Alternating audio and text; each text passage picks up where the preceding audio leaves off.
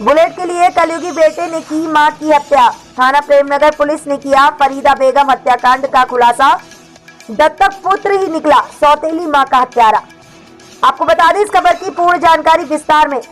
थाना प्रेमनगर पुलिस ने 17 जनवरी की शाम हुई कोहाड़ा पीर क्षेत्र में फरीदा बेगम की हत्या का खुलासा कर दिया है। ये जानकारी देते हुए एसपी सिटी राहुल भाटी और सीओ प्रथम श्वेता यादव ने बताया कि फरीदा बेगम की हत्या 17 जनवरी की शाम को हुई थी।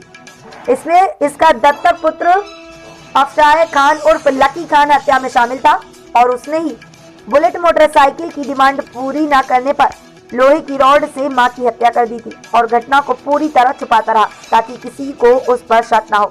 आपको बता दें कि 6 फरवरी की सुबह 7 बजे उसको गिरफ्तार किया गया। गिरफ्तार अभियुक्त फरीदा बेगम का दत्तक पुत्र है और लल्ला मार्केट के पीछे मकान में रहता है।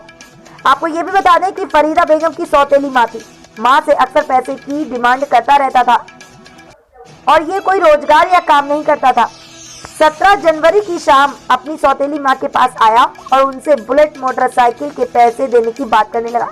मां ने देने से मना किया तो किचन में रखी लोहे की रॉड से मां का सर फोड़ दिया, जिससे उसकी घटनास्थल पर ही मौत हो गई और हत्या के बाद रॉड को नाले में फेंक दिया जिससे किसी को कुछ शक न हो। आपको पूरी जानकारी दे दें कि पुलिस पूछताछ में ये बार बार बयान बदलता रहा, लेकिन जब पुलिस ने सख्ती से पूछताछ की उसने अपना जुर्म कबूल दिया और बताया कि उसने मां से बुलेट मोटरसाइकिल खरीदने के पैसे मांगे थे। ना देने पर उसने मां की 17 जनवरी की शाम हत्या कर दी थी। पुलिस टीम में राजेश सिंह, उप निरीक्षक सौरभ यादव और उप निरीक्षक केपी सिंह, सिपाही अकलीम और महिला सिपाही अनीता मौजूद रहे। इसके आवाज के लिए शाहिद अंसारी की खास रिपोर्ट।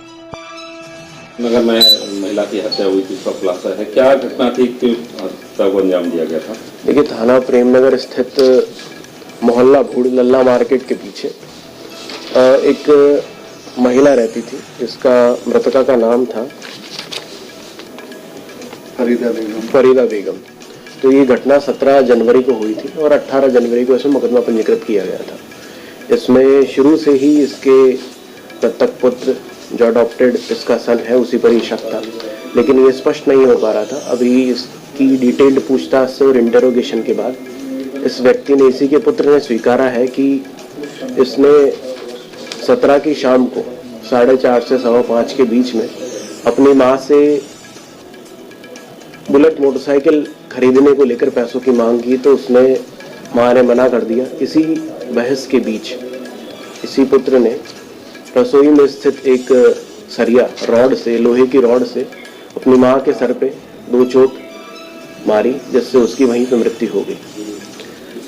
अफशाह खान जो कि इसमें अक्यूज्ड है, इसने घटना को छुपाने के लिए उस रॉड को नाले में फेंक दिया और इस तरह से ये बिहेव करता रहा कि घटना छुपी रहे और एलिगेशन इस तरह से लगाता रहा कि किसी बाहर के किसी व्यक्ति ने इस घटना को अंजाम दिया है।